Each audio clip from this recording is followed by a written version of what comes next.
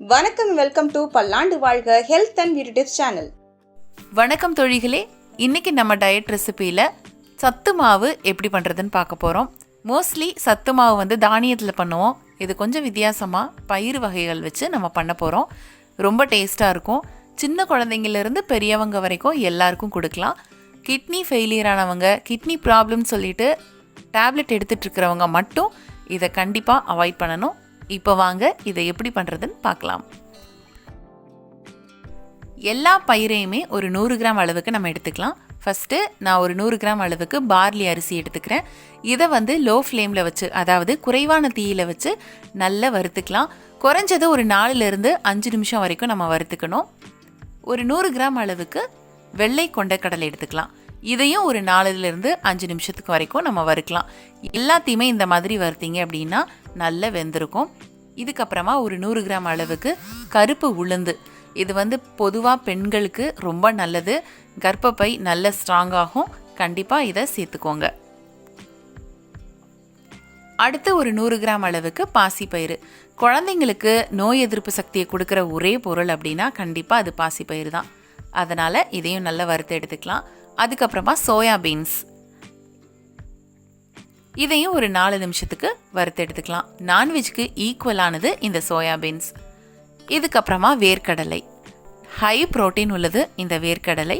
இதையும் நல்லா வறுத்து எடுத்துக்கலாம்.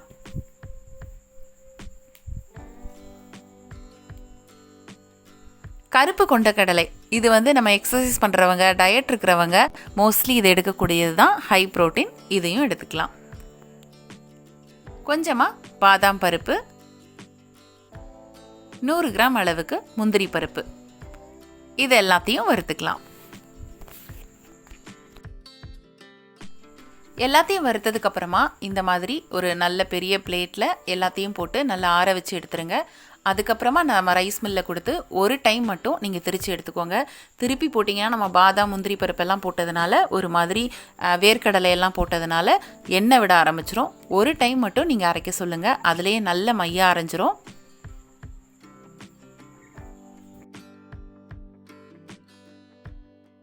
இது கூட ஒரு 10 கிராம் அளவுக்கு ஏலக்காய் சேர்த்துக்கலாம். நல்ல வாசமாக இருக்கும். நல்ல மையாக அரைச்சி எடுத்துகிட்டு வந்தாச்சு. ஒரு 25 கிராம் அளவுக்கு சுக்குப்பொடி சேர்க்க போகிறோம். எதுக்கு அப்படின்னா எல்லாமே புரோட்டீன் அப்படிங்கிறதுனால செரிமானத்துக்கு கொஞ்சம் கஷ்டப்படும். அதனால் செரிமான கோளாறு ஏற்படாமல் இருக்கிறதுக்காக நம்ம இந்த சுக்குப்பொடி சேர்க்குறோம். எல்லாத்தையும் நல்லா மிக்ஸ் பண்ணிவிட்டு நம்ம ஒரு நல்ல ஏர்டைட் பாட்டிலில் நம்ம அடைச்சி வச்சுக்கலாம். காலையில் இதை குடிக்கிறது நல்லது. நம்ம இதை கூழ் மாதிரி ரொம்ப வேக வைக்க வேண்டாம். 2 ஸ்பூன் எடுத்து அதை பாலில் கலந்து குடித்தாலே போதுமானது. காஃபி, டீ காலையில் குடிக்கிறதுக்கு பதிலாக இந்த சத்து மாவை குடிக்கிறது ரொம்ப நல்லது. பிரேக்ஃபாஸ்ட்டாக கூட இந்த கூழை குடிக்கலாம். ஆஃபீஸ் போகிறவங்க, ஸ்கூல், காலேஜ் போகிறவங்க கூட இதை குடிச்சிட்டு போயிடலாம். அந்தளவுக்கு இது தெம்பாக இருக்கும். இது குடிக்கிறதுனால என்ன நன்மை அப்படின்னு கேட்டிங்கன்னா, மூட்டு வலி, முதுகு வலி பிரச்சனை இருக்காது, வெள்ளப்படுதல் இருக்காது, நோய் எதிர்ப்பு சக்தியை கொடுக்கும். அதே மாதிரி மாதவிடாய் கோளாறு இருக்காது. கண்டிப்பாக நீங்கள் இதை ட்ரை பண்ணி பாருங்கள். எல்லாருமே குடிக்கலாம், கிட்னி ப்ராப்ளம் உள்ளவங்க தவிர. நிறைய விளம்பரங்களை பார்த்து வளர்றதுக்கு, அதுக்கப்புறம் எலும்பு வலிக்குன்னு சத்து மாவு வாங்க குடிக்கிறத விட இந்த மாதிரி வீட்டிலையே ப்ரிப்பேர் பண்ணி நீங்கள் சாப்பிட்றது ரொம்ப நல்லது. கண்டிப்பாக நீங்கள் ட்ரை பண்ணி பாருங்கள். இதை வச்சு நம்ம நிறைய டிஷ்ஷஸ் பண்ணலாம். அதெல்லாம் உங்களுக்கு வேணும் அப்படின்னா நம்மளோட சேனலை மறக்காமல் சப்ஸ்கிரைப் பண்ணுங்கள். மீண்டும் அடுத்த ஒரு நல்ல ரெசிபியோட நான் உங்களை சந்திக்கிறேன். நன்றி, வணக்கம்.